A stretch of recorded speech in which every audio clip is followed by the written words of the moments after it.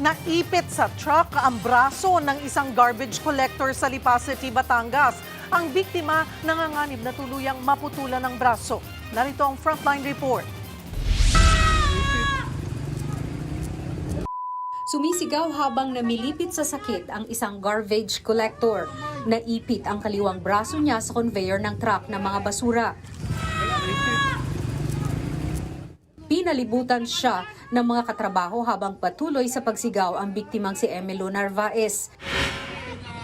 Sinubukang buksan ng pala ang conveyor pero waipek ito.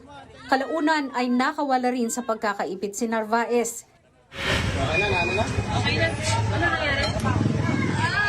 Kita sa mukha niya ang sakit na dinanas.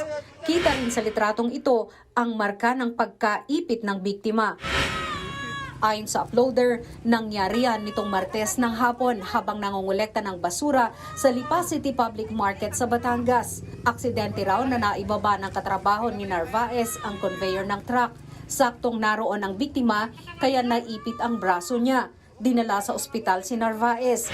Sasailalim siya sa pagsusuri at aalamin kung kailangan bang tuluyang putulin ang kanyang kaliwang braso. Nagbabalita mula sa Frontline, Margie Bentulan, News 5. Mga kapatid, Cheryl Cosing po.